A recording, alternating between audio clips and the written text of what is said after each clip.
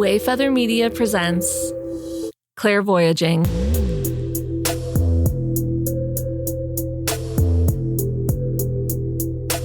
What's going on, Welcome folks? to the show. Welcome back. Hey. Hey. How's it going, Frank? Good. How are you? Fine. We just had a great conversation. We just had a fantastic conversation with our guest, Ruthie Moore. Jinx. Before getting to that, guess what, guys? Our promotional items are here, and we've got hats. Hats so far. And magnets. And refrigerator magnets. Yeah. And more stuff coming. So the hats are cool. Check it out. Yeah. All those people who are writing reviews, write us an email if you haven't already. We're going to send you some cool stuff. Thank you very much for your reviews. Just a reminder, for the first 10 people that write reviews on whatever your favorite podcast platform is, we're going to send you a hat, a sticker, and maybe some other stuff. I don't know. Well, maybe TBD. Maybe hearts and stars. Hearts and stars. Well, I feel like we should just get to it. Let's talk about Ruthie Moore. Yeah. Ruthie Moore, you may remember from our episode where we went to Venice Beach and we interviewed a bunch of randos. Episode 18. She was one of those randos. In fact, the first one, and one of the cooler ones too. Yeah. And she agreed to come on the show. Lauren, tell us a little bit about Ruthie Moore. Yeah. So she has Empathic Healing Center. She does energy work, chakra balancing, remote readings, crystal pairings. Also, she has her master's in psychology. Like, she's a therapist. So she has blended the two things. Guys, even during this conversation, she did an accidental, she dug into me a little bit in my healing needs. And I was like, uh-oh. She got Lauren. Yeah. She's like, I wasn't meaning to, but anyway, you'll hear that. Also, contrary to popular belief, in some regions of the United States, the DMV is not a place where you get your driver's license. It stands for DC, Maryland, and Virginia.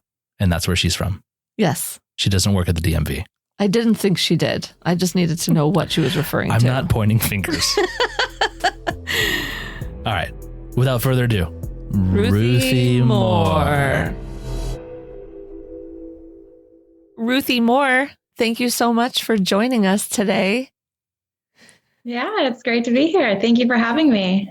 Frank met you for it was our episode 18 where we did the live in-person Venice stuff. But for anyone who hasn't heard that episode, can you just tell us a little bit about yourself and what brought you to the work that you're doing now? Yeah, so my name is Ruthie Moore. I am an intuitive healer, and I started with chakra balancing, and originally it was after I was getting a divorce, and I had my 2 kids, and the degree I had was behavioral sciences and working with children and adults with special needs, learning disabilities, etc., in-home, out-home, in school, whatever. And it just wasn't paying enough. And I was in school to be a therapist. And that was 3 years out from graduating. So I just felt within me to start my business, Empathic Healing Center, to help assist people on their journeys. I felt people needed a spiritual outlet. I wasn't quite sure. It of course turned my intentions. That was the initial one. I wasn't sure where it was going to go. I knew I had a series of gifts, I could read auras, and I've also been a medium for people, families. I tend to hold that one really sacred, and it's I don't even put it on my website. That's all just kind of word of mouth, just from family to family, because it's I don't like to think of it as a parlor trick, and because of the healing that goes through it. And then also the chakra balancing. I went to some workshops and did training under just to even learn the educational stand back. And then in my master's program, I did a full-on history study of the chakra system and kind of understanding Sanskrit, just to kind of better help and assist in my area. So I guess it kind of started as a spiritual life coach situation, or I guess some people called me a guru, which I wasn't really. I've never seen a guru personally. I don't really know. I'd have to look up the definition of a guru. I don't know if I'm a guru. It's one of those words that has a tendency to be abused and overused. Yeah, that's right. Exactly. But you know what? You're giving guru right now. So. Okay. But yeah, so that's kind of, I don't know if that answers it. Yeah. Yeah, definitely. So okay, hold on. I have a lot of questions. Did you follow through with the therapy training, the therapist training? Yeah, I have my master's in mental health counseling. Okay.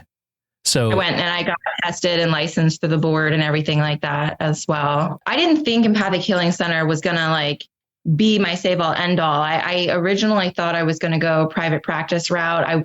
I even like early on thinking, because, now I'm 35, but when I first started my schooling in behavioral sciences, my goal was private practice therapist. And my 20s, I was like, I don't know if I can tell people that I can like feel their energy, I can read it. And like, I thought I was going to make it worse, or people would be like, not trust me as their therapist if they knew, but, and I didn't think it would be what it ended up being, where I was like, wow, hey, this is actually my business and I can this can be my way I live, Right, yeah, right. That's so cool. Like blending actual therapy with the like spiritual energy side.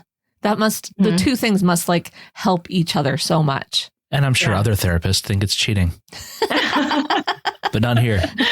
Yeah. Well, I know there was a lot of, and I had my, I guess it was like my supervisor, but they called it something else when they like supervise you for your hours that you need for therapy. Right.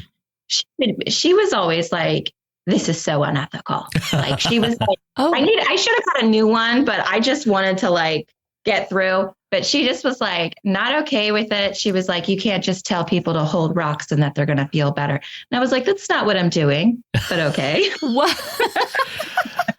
Yeah, she was wild. Okay, so I get that, because a lot of, there are some like people out there who are encouraging people to like maybe do some practices that might cause some harm, as opposed to like traditional, getting actual like medical attention or anything like that. But that said, there's nothing unethical about this. And what is therapy but like intuiting someone else's feelings and what is behind their behaviors? You just have more tools in your toolbox. That's all. It really feels that way. And I honestly did not feel comfortable doing it without pursuing my degree either. I felt like, because when you do a reading on people, it's like, I had to also figure out how to go about it, because, people cry. People are like, whoa, that was really intense that, that you pulled that out. That's not what I thought we were going to talk about when I was here, which is something that also can happen in therapy. Like, therapy is an art form. It is a master's of art.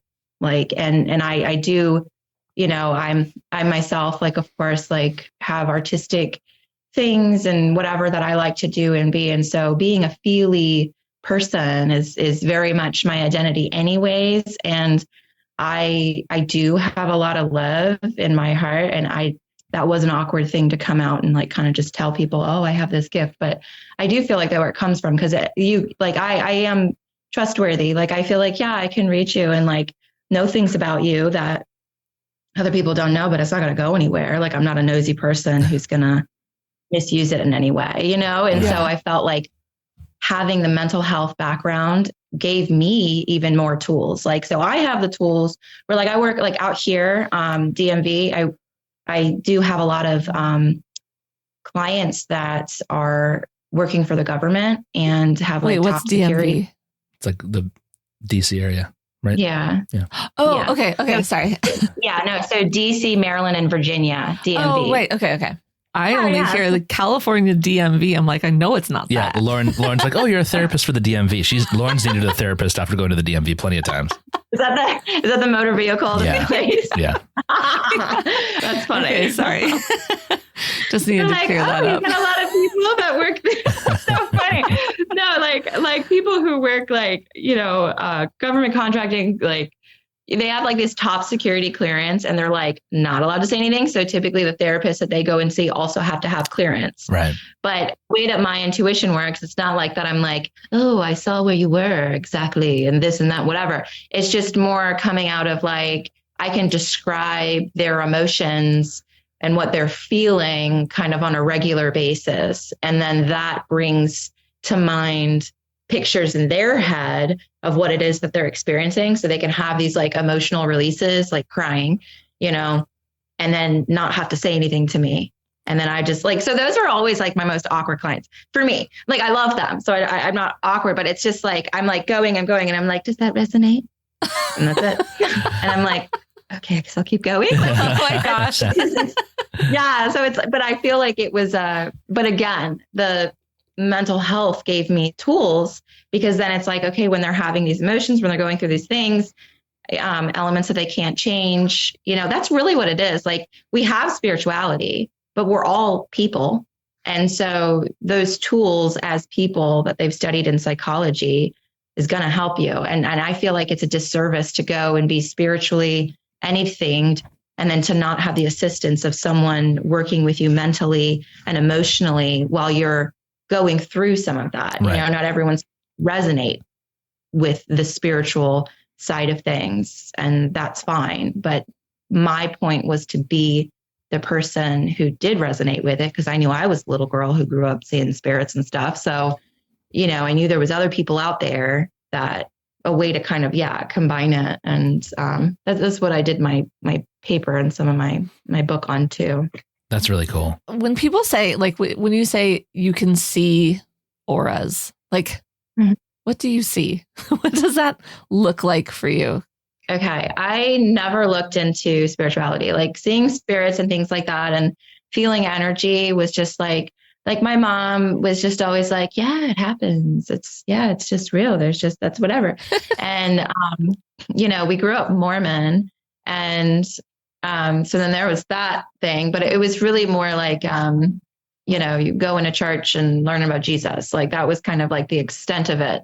And, you know, I got really into that too. I loved Jesus. I thought he was a great guy. I was like, I feel like he's got spiritual gifts. It wasn't until after I had my son that my mom was watching this show about auras. And I was like, oh, I didn't know people weren't doing that. Like I just thought going around life, we all just kind of, you know, sometimes it's a hue over the total body. A lot of times it's like these hues outside the body. And sometimes like it'll just be like colors of hues like down the arms and each different location for me, once I delved into it, you know, it will mean different things. And so it kind of is like, when I went to Arizona to go visit one of my friends, we went like down to like Sedona. And when the like red sand would like blow, it would like almost hover above the ground, but you could still see through it. Yeah. And I was like, what do auras look like? That's exactly what it is. It's like you know, it's just like a hue. And like sometimes I'd see people and I'd be like, dang, that guy is really white. Like he's sick. Like he's got not white as in like a white human. Like it is this white or it's gray or they'll be like really green or I'll see purple or, you know, just all the different colors that there are. So yeah, it just kind of. That's interesting because in my little infant brain, like I think auras as I think almost exclusively in the hues that like the traditional models for chakras are shown. So like those seven basic like colors. Rainbow. Yeah. So you're talking about gray and white though. Yeah. Gray, white, gold. There's different shades. There's different shades of all the colors for sure. I definitely see the 7 colors, but there'll be different shades and even different textures. Sometimes there's like a shimmering essence to it, like literal looks almost like sparkles. And then other times it's like, it could be more of like a doomy looking color, grayish. And any other color. This is all the time for you? Yeah. Like, so as much as anything, when you're walking around and can do anything, it's not like I'm doing it 100% of the time.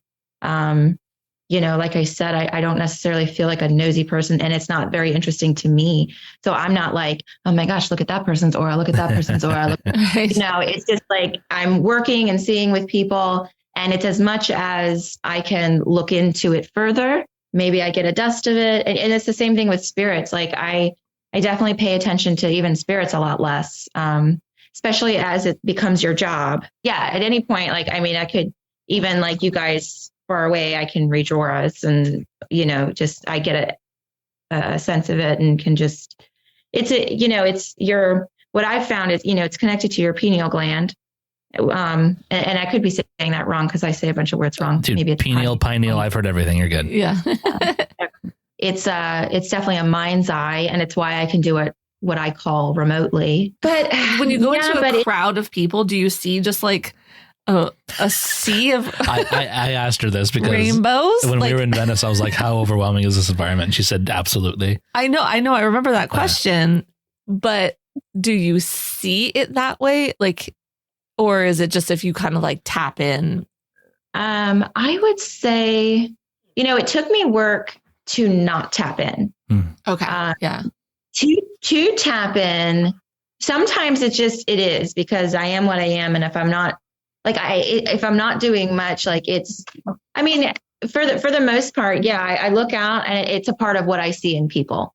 Like, it'll be like, there's a person and they've got like blue and green kind of hovering above them, and that person's yellow and that person's pink and that person's whatever. And that person kind of gives me the creeps and like, do the colors mean anything to you? Yeah, it usually does. So usually when I see like pale pinks and things like that, and then I'll get like an additional one too. So it'll be like usually something having to do with like children or having a child, and even pets can fall into that category. And then what I do with that information is if I'm like working with the person, then I just kind of like sit with it is the best way to explain it. And then I get more images and thoughts and sometimes words. And so then I'll be like, oh, okay, so, I'm feeling heartache and a recent loss. Specifically, I'm feeling it's a pet and not necessarily a child, but it feels like you had that relationship really strongly with this animal and, whatever. If it's blue and things like that, a lot of times they do correlate, and I don't know if I use it as a guide map, but it does correlate with chakra points where like blue is typically some type of, there's like creativity or like stuckness in that creative journey. Usually like when you're unable to fully express actual, genuine, authentic self, like through and out what you're doing on a regular basis. So there's a lot of people like, even when they're stuck in like certain lines of work that they don't want to do, or maybe it's a relationship. So like all of those are different, but the color itself usually correlates with something. Red is typically like some type of stability, either a lack of it or too much of it, or that they had like a break in their foundation and feeling off in some way. Or it could also mean like being very financially well off. That was a lot of red too. So there's just, it's like kind of like for me, it's like it was more the journey of my practice kind of helped me see like some correlations with it. That's very interesting. Yeah. Wait, I'm fascinated. I have a question. This is kind of like a left turn for a second. I'm going to ask you about a conspiracy theory, which is something I've never asked about, but there's so many. She's like, great. I know. It just popped in my head, and you're the right person to ask. There's so much stuff out there about pineal or pineal glands getting calcified from like fluoride and stuff like that. In your experience, have you been able to determine if someone actually has an issue with that particular gland? That has never come up. Okay. That has never come up for me personally. But I will say that diet does have a big part of it.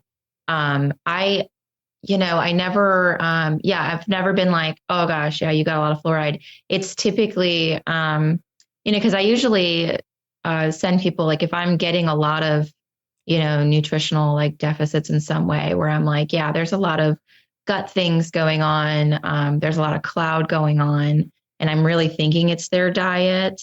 There's like these mini like cleanse, like thoughts of like foods and things specific that I know just from my own experiences what to do. But then I would send them to a nutritionalist. And I've never be like, oh, fluoride. But I feel like a lot of people's disconnect usually comes from emotional blocks, and also the concept of it's your mind. And so it comes with a lot of trust. And people are like, it's difficult for people because they're like, well, I'm getting a feeling. Am I paranoid? Am I this? Am I that? Like, or I have this thought. How do I know that that was from this? And how do I know if that was from that? And it's a lot of just getting people back down to their own personal roots and being wrong, following through and learning their own levels of when they went too far. But yeah, I feel like and also, so dreaming and imagining is something that can work that out as well. So usually I always do a guided imagery, like personalized meditation, usually on topic with whatever came up in the reading, and then soothing that out through this like thing. And so that's where the brain waves kind of come in, is kind of getting people to a relaxed in and out of dream state with like those theta delta waves. And that is healing for the pineal gland. But I do think that eating clean and, what's the word?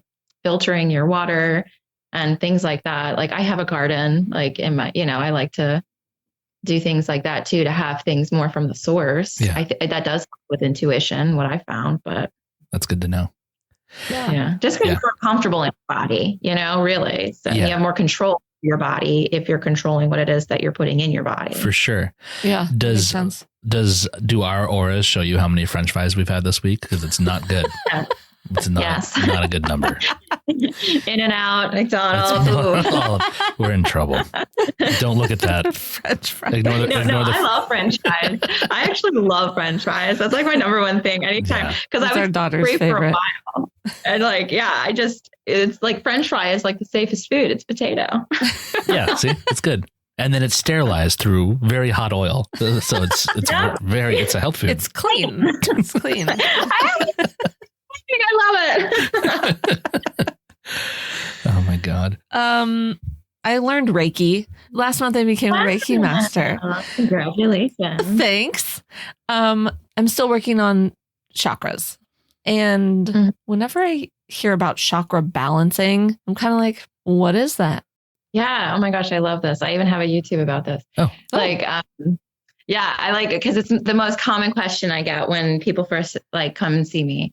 So basically the way that I've broken it down to explain it is, just the idea of chakras initially are these spiritual centers within the body. So we actually have more than the 7. There's actually 12. And then we also have all the tiny ones all over, whatever. So the 7 main ones are the purpose to kind of assist not only with our organs that we have that are related to them, just where they are, but also to serve as to help with our connection from our mind to our body to our spirit. So these three-dimensional beings that we are, we have these 3 dimensions is kind of where it's at. So just like anything, as we're living, walking, breathing through life, it can get clogged. So even calcified, I guess, too. But like a drain, you're just, nothing's wrong with it. It's just being used and existing. And so you got to clean it out every now and then to help continue the flow. And so a lot of it is like a sink drain or like a bathtub drain. Sometimes you got to go in and pull all the hair out. Sometimes you got to pour something down there to clear the whole drain out to help make sure that all the plumbing's okay. And I would say the same for our bodies, good cleanses and cleaning out, getting your colonoscopies, we got to get cleared out sometimes. For sure. Help things function a little better. So chakra balancing has a lot to do with if I didn't see auras or didn't see anything or couldn't do readings on people, it would be more of a blind, I'm just going through and I would balance each chakra. And you can do that by, so for me, I feel like heat or almost magnet on my hand, just kind of even doing things like this. It's just, I don't know why, I just can. I thought that everybody would do that. And especially, Reiki or other people doing chakra stuff would also feel that. But then that was something that I found not everyone does that. There are some people who do, though. And you can go over each chakra in the direction that it's spinning, because they all go the opposite direction than each other. So it's like this one's here, this one's here, this one's here, this one's here. I've never thought about the fact that these things are moving. Me neither. Yeah. And constant spinning. It's actually, the word chakra is Sanskrit for wheel.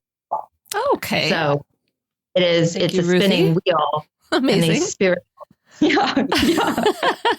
So there's so when you're balancing them, sometimes it's, if you're balancing your root chakra, then what do you do to get grounded? Stomping your feet, like getting your feet in the soil, getting your feet in a bath, getting a pedicure. I'll even tell people that, like, anything that's like working on that, like, bottom half of you.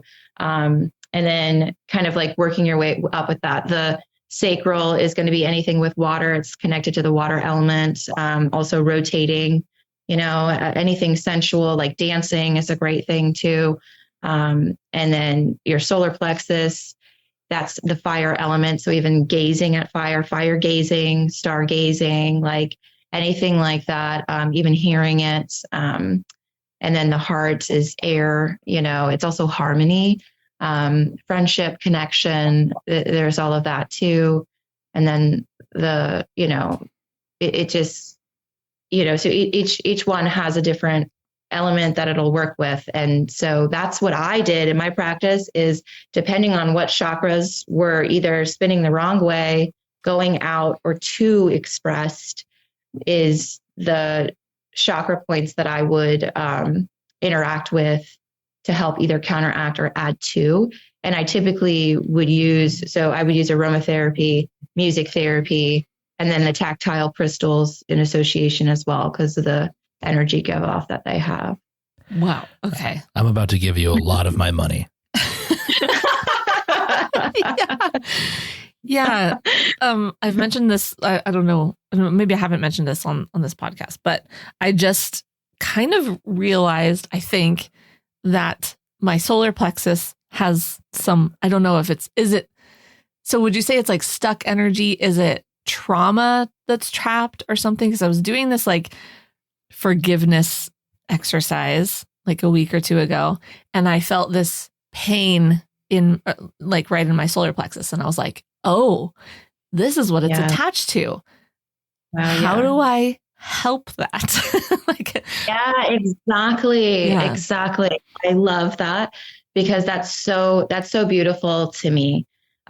First of all, the awareness and that you had to be able to even access and to take that as like, hey, yeah, this was my body speaking to me. That's like the first step, is the body connection, is, oh, body, I just heard you. Like, wow, okay, I hear you. That's the first thing that typically we all need. And with the trauma too, trauma will need the validation, need to be heard. We don't have to repeat the trauma. We don't got to talk about the trauma. Even like Body Keeps the Score has talked a lot about how that's just not necessary. So for you, your solar plexus, you could do multiple things. So as far as like my clients, typically, we would then go into a reading and seeing what things I pick up from the solar plexus. If you're like on your own and you're like, I'm not going to get a reading, but I know it's related here, then you could do all the things that help the solar plexus. So again, the solar plexus. So even like being in the sun, looking at the fire, doing things to connect and to be with this side of you that's saying, hey, there's a need here. And that's also like drinking more water. And also the silliest thing, that's like the hardest thing to tell people, is literally like foods can heal us too. So it's like any yellow food, French fries. No. Hey, I knew it. Like banana, mangoes, pineapple, like, making those like smoothies. And so basically what's happening is your body, when it receives these emotions and it goes through things, and like trauma is a big deal. So like each chakra is actually developed at a different stage in life. So like the first 0 to 3 years of our life, that's usually the bonding with our family. It's our identity. It's who's my mother, who's this, who's that, whatever. And so that can give us a lot of identity issues in that 0 to 3. And in the 0 to 3, it actually is aligned with the first thing that's, so like when you're in the womb, the first chakra developed is actually the crown, and then it goes down to the root. When you come out into this world, it then goes to the root, back up to the crown. So when you're around that age, those are the first 3 layers. And so of the first 3 chakras. And so your solar plexus is also related to that 3, 4, 5-year-old version of you that was like gaining, I have power. But then you're a 3, 4, 5-year-old.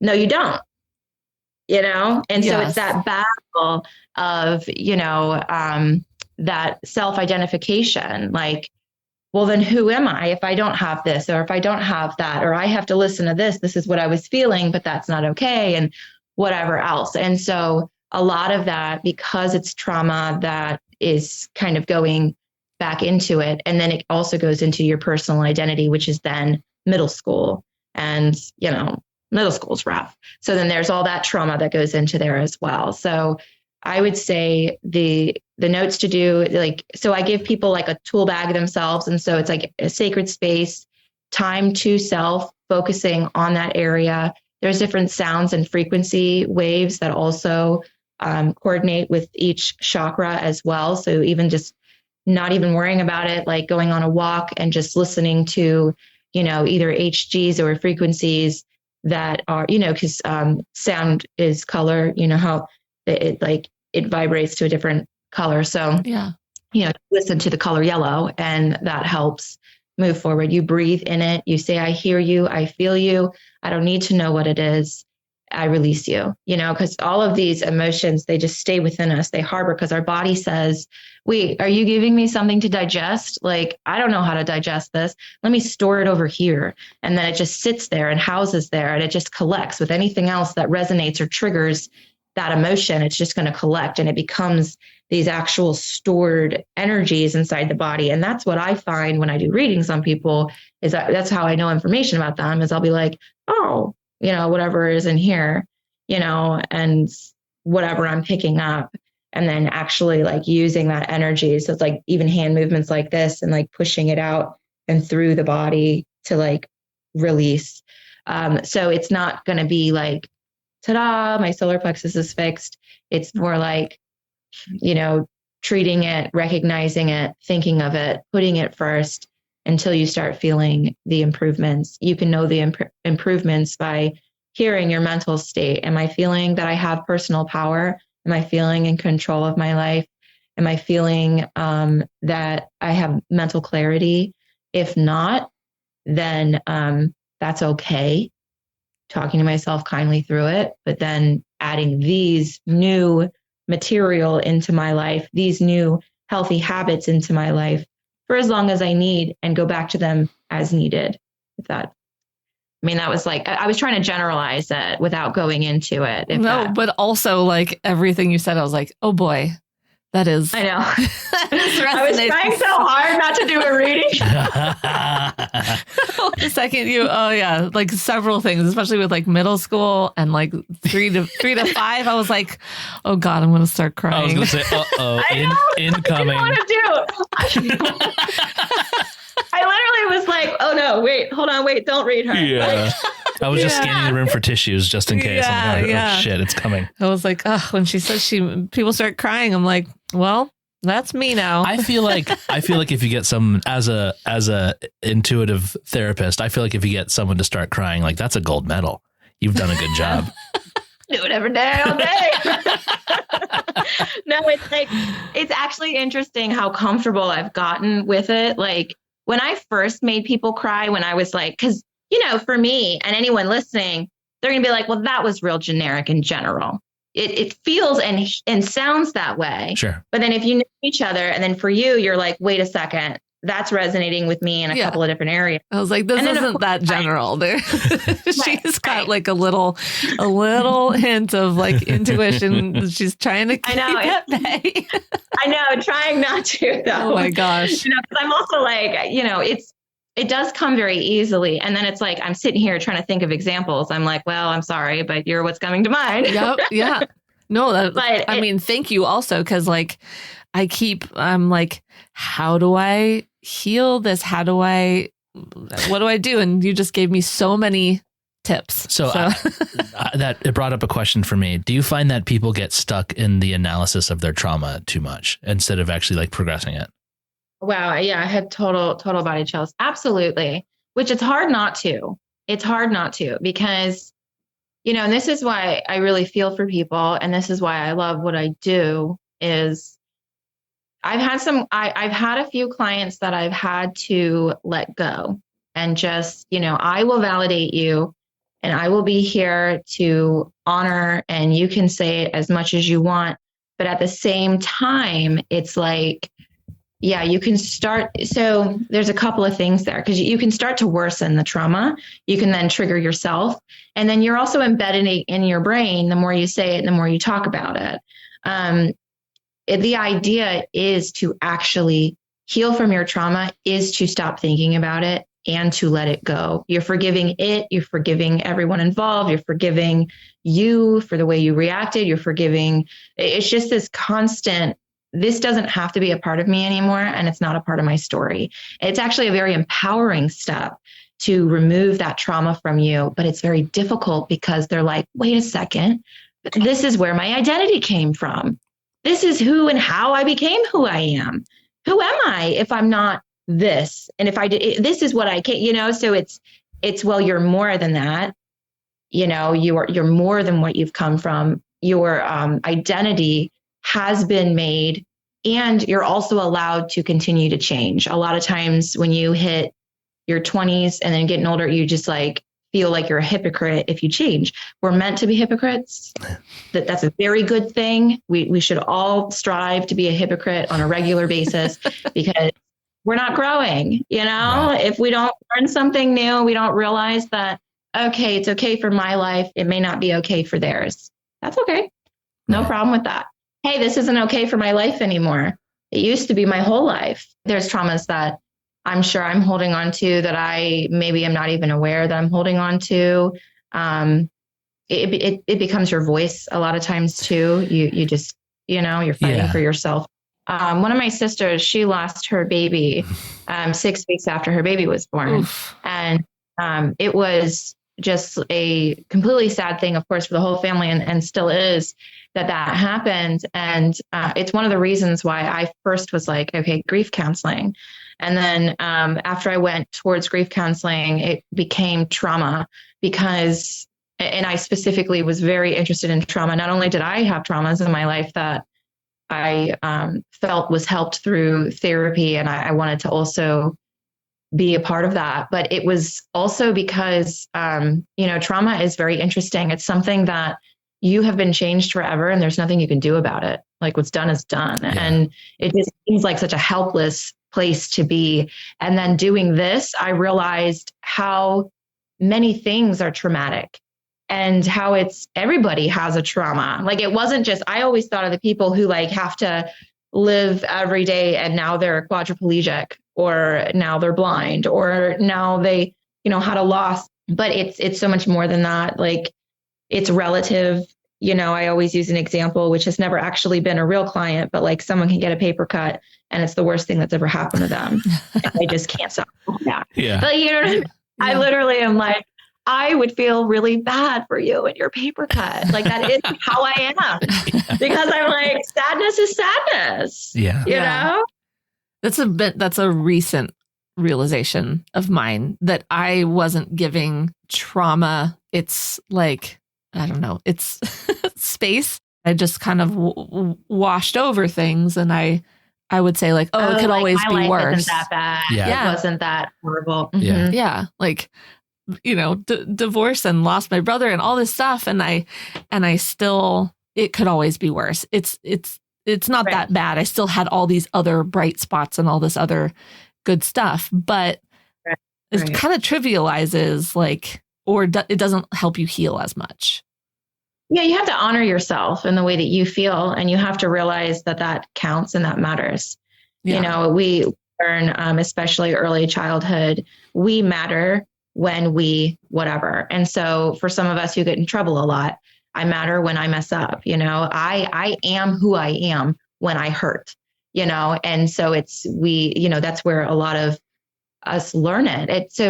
We do have to be easier on ourselves, and we do have to honor anything that we've gone through. And that's another reason why it's important to know that you don't have to also share it. If you want to share it and you feel like it's going to feel good to talk about it and to really get the validation you need for it, then that's important, and do that, and then it's at the same time kind of just allowing yourself, you're allowed to just honor yourself. You don't need someone that you pay or someone with a license to go and to validate you. You absolutely could validate yourself and say, yes, I went through this and it was hard, and this has really stuck with me and it's changed me.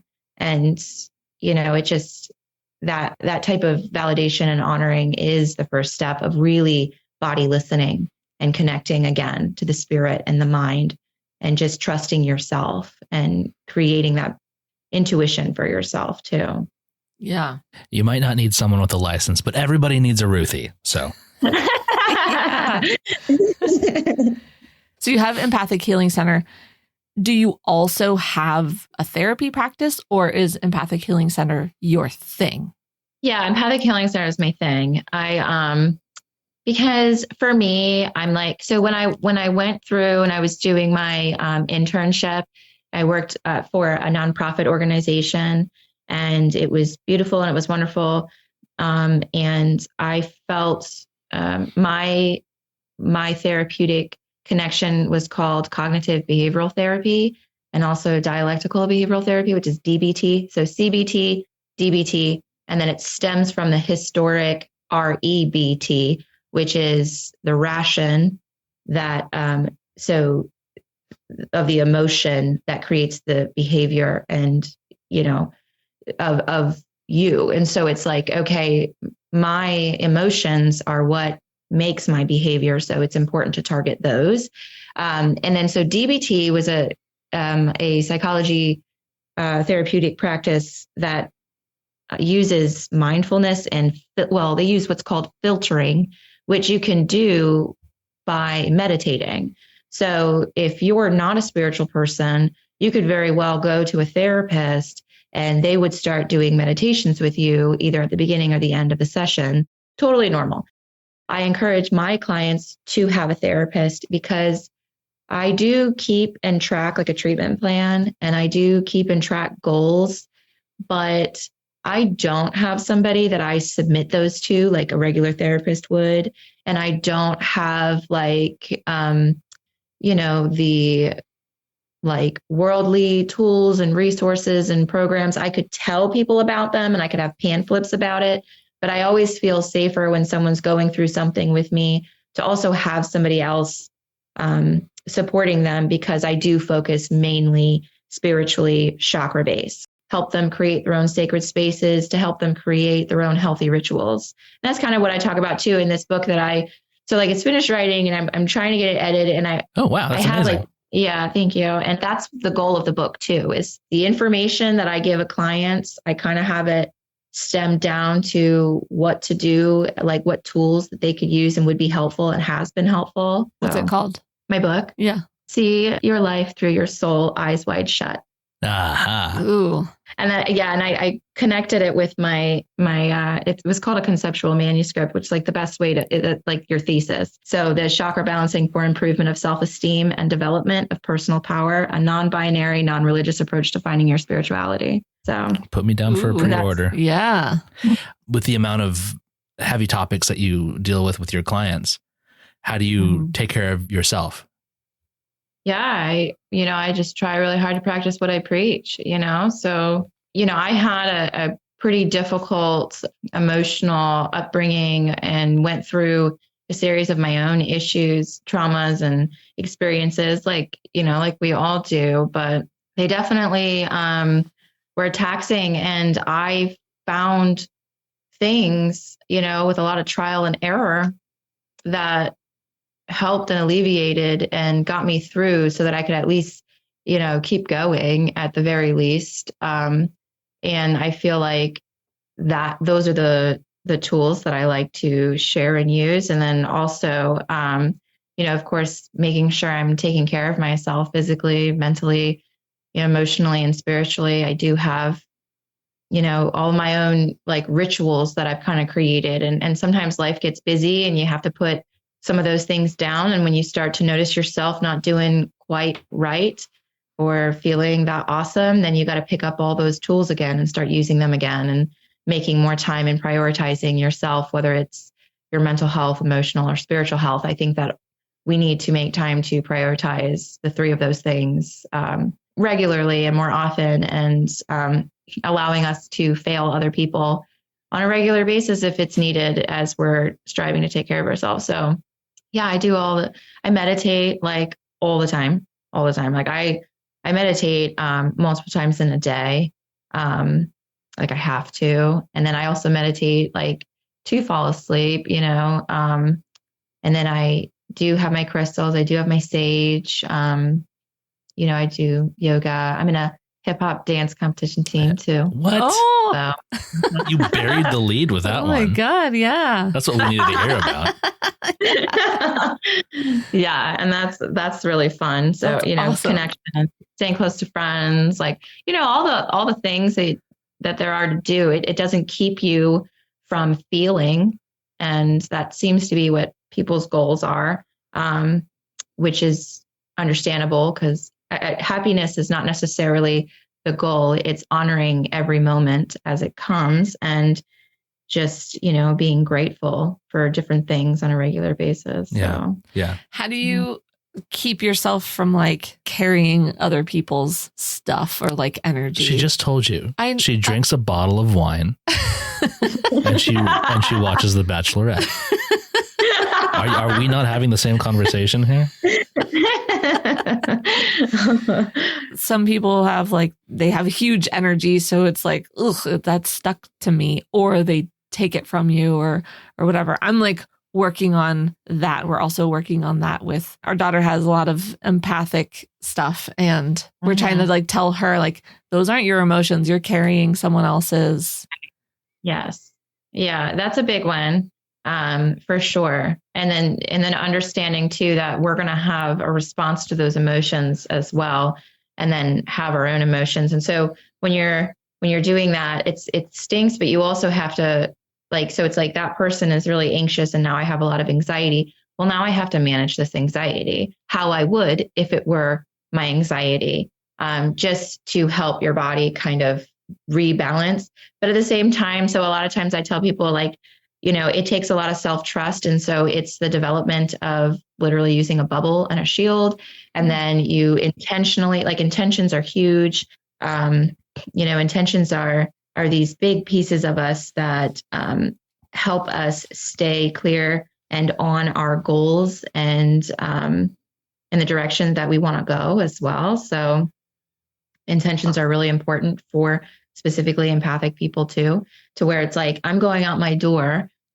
You're going to be around a bunch of people. So I'm going to put my shield on, and it's literally all you got to do.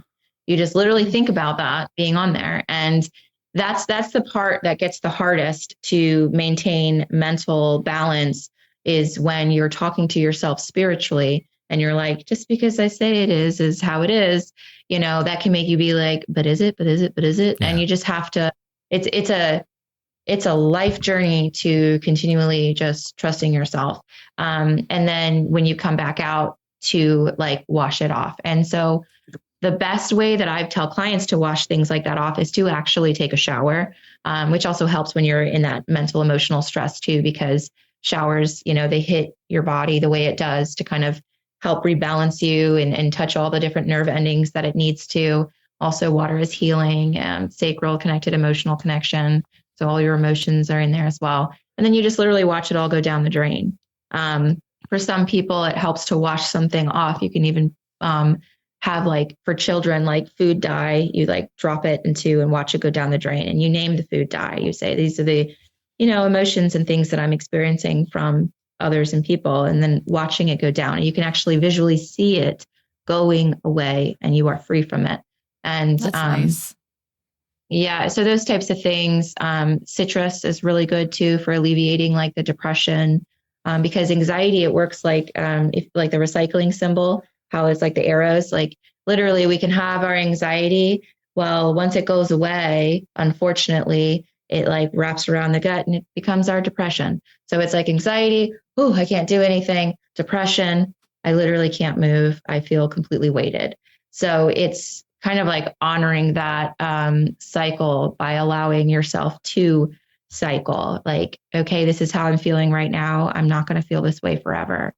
Because I don't feel this way forever. And thinking about times that you are feeling okay. So then I guess today I need to rest. I guess today I need this mental whatever. And then it is up to each individual to decide, is this the day that I push myself to shower, to move, and to do hard things because I know I can do hard things? Or is this the day that I need to honor and say, you know what, it's okay to rest and have that rest. And, it's like it's saying to rest, don't quit, So I would give it like those types of answers, if that's helpful. Yeah. Were you in my head that time, or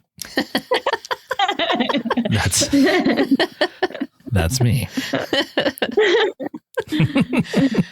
We need to do more of the like shield. We need to stop being so household. Yeah, we do. So.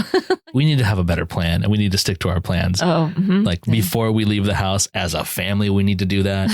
We started doing I called it. This just became family therapy right now. Yeah, thank you.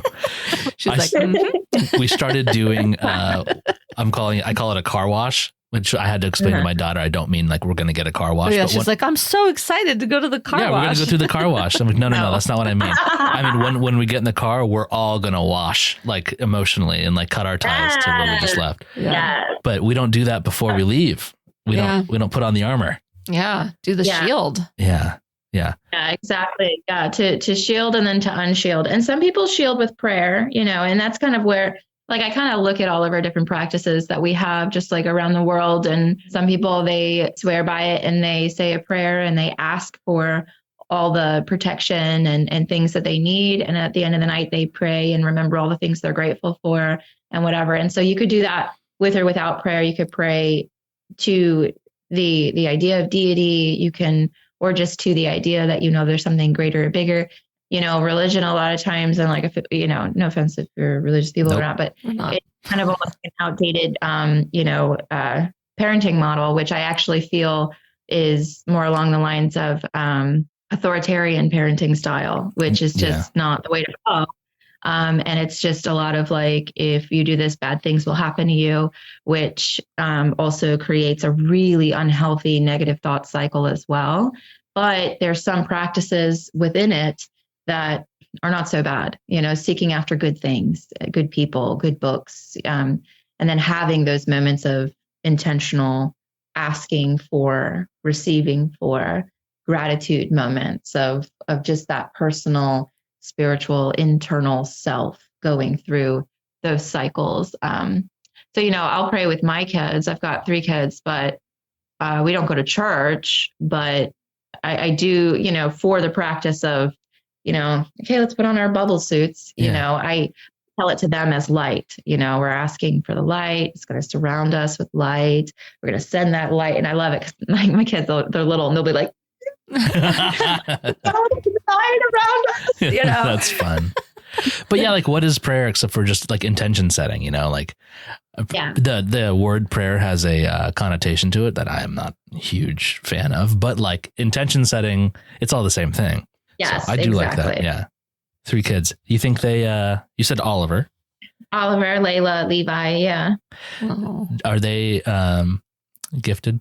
Yeah. So Oliver, he's very empathic. And so, but I haven't like gone over full, I'm waiting until they're like teenagers and as they're fully grasping the world around them and where they're at before we open up all that.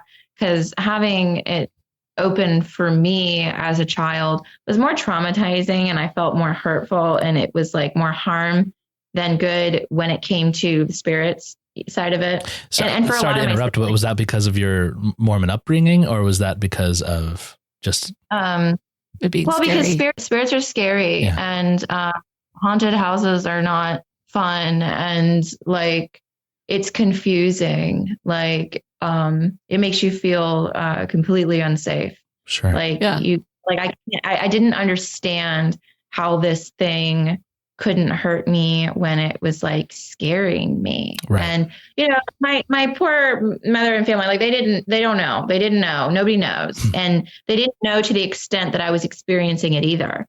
And I was also told there was nothing I could do. I had to ignore them. I couldn't tell anybody, and I had to, you know, just ignore it. So I was like constantly just like trying to ignore isolating.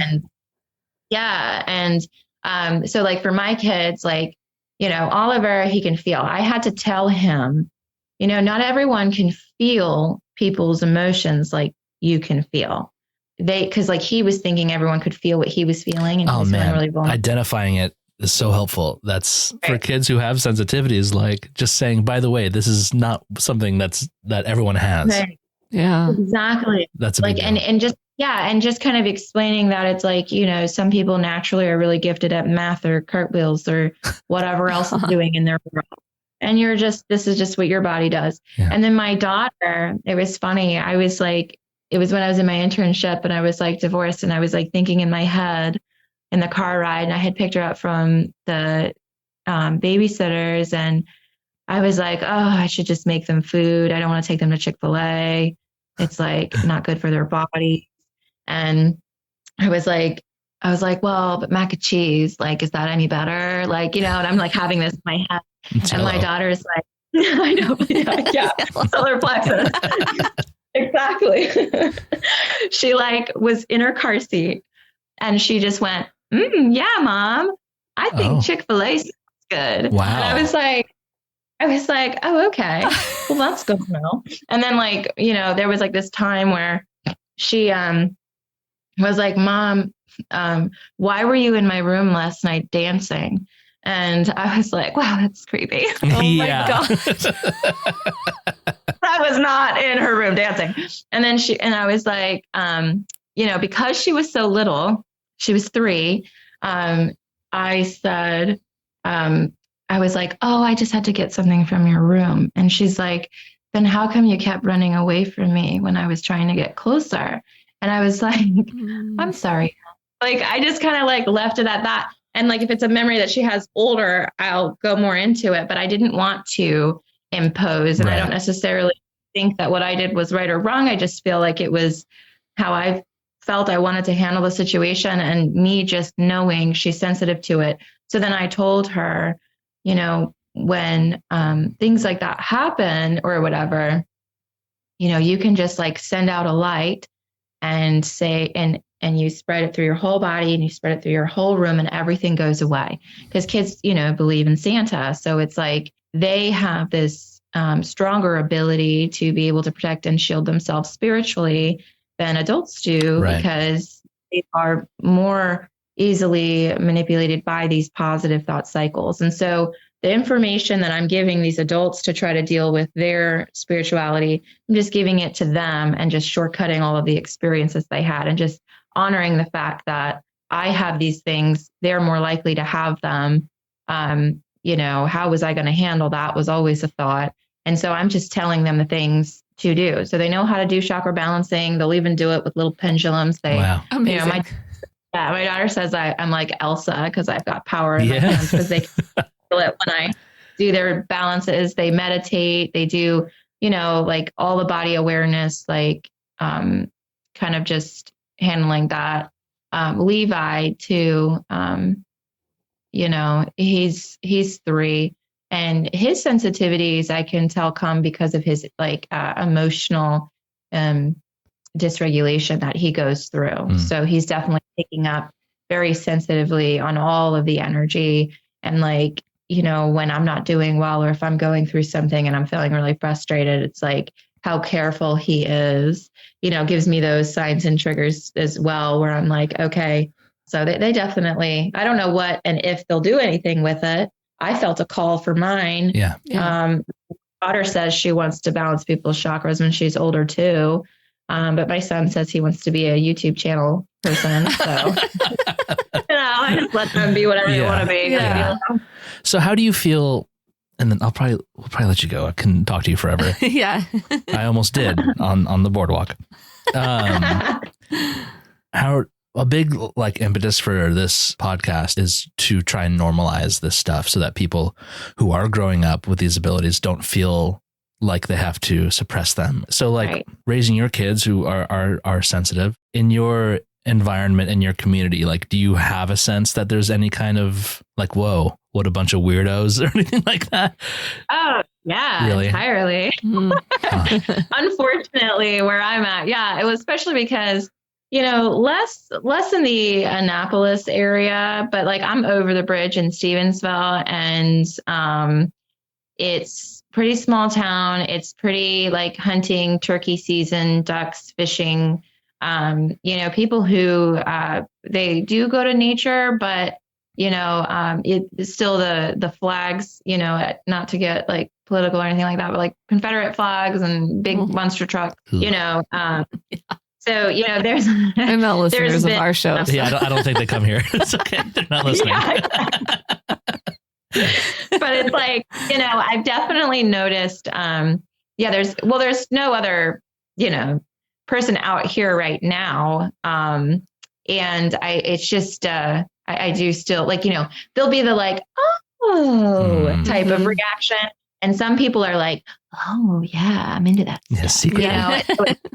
Yeah, exactly. And I would say for me being in the field, like when I first started, it was so awkward getting out and like, and being like, yep, even those people that you thought you knew me and never told you this about me, like you're right, And, but I feel much more comfortable with it now, but I definitely feel like I used my therapist degree as a crutch and almost like a mask sometimes, like, oh, I'm a therapist, but yeah, in the right situations. And, some people think it's still dark magic or like it's witch stuff, or they want their kids to be in Catholic schools and, or whatever type of religious establishments they've got out here. And, not with someone who plays with crystals because they feel like I'm playing with dark magic and stuff or whatever. Yeah. So unfortunately, there's still that. It's so interesting. I want to reach those people so bad. There's certain people you tell about our podcast and like, oh, okay. I know. It's just the thing with like, I won't be listening to that. So you get a real vibe. Like Bigfoot too. Like, that's what people look like. They put it in the category as Bigfoot, Yeah. Right. Yeah. We care about Bigfoot. Sure. Yeah. I always, the like hyper conservative, I'm going to call it a lifestyle. And the same thing with like fundamentally religious, like it's such a glass ceiling to like what you can achieve and how you can connect with other people. It's such a bummer. Yes. And like you said, like a lot of the basic, like foundational, like religious stuff is pretty good. I am, as a post-Catholic, still a fan of the 10 Commandments because it's don't kill people. But like, right. That fundamental stuff, past that, it just gets a little, suppressy. Yeah. A little suppressy. Yeah, and controlling. And it's just, we don't fit into molds. That's just not what we're meant to do and be anyways. But yeah. Man, thank you so much for all of this. This has been amazing. Yeah. Plug all your stuff. Tell us where to find you on the internets. And we'll also include it in the links in the show notes. Yeah. Yeah. Awesome. Yeah. So Instagram is at Ruthie's Healing Vibes. My Facebook is Empathic Healing Center, or at Maryland, it's MD Empathic. And then, which is, but it goes to Empathic Healing Center. I think you can find it both ways. And then my website is, the www.empathichealingcenter.com. And a book, TBD. Yes. And I have 8 children's books too. I have them all written. I'm just trying to, for the chakras. And they're like, they're little like poems and mindfulness. So basically like what to read your children before they go to bed. Like it's like includes like some affirmations, and it also has like just different things that balance each chakra. And like the books are colored according to each chakra. And then what are those called? Because I'm about to open my wallet. I don't have a name for them yet. I don't have a name for them yet. And I don't, and I don't have them out yet, but so this is both holds up with my books. I got them done. And then I was like, oh wait, okay, crap. Now I gotta like they're in there working, and I'm very excited about them. But I think I have to release them one at a time instead of doing it all at once, which I really wanted to do it all at once. Yeah, like a set. Yeah, set. Keep us updated on that. And when you get around to actually like getting them published, just send us an email and we'll tell everybody about it too. Just in one of our intros. Yeah. Ruthie, so you're by far the nicest Department of Motor Vehicles employee I've ever spoken to. And I think we'll be in touch. I think we're going to talk more soon. Yeah. Okay. Yeah, thank you so much. Bye. Have a good one. Have a good one.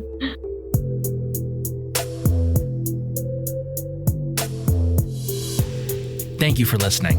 Visit www.clairvoyaging.com for show notes, merch, or just to say hi.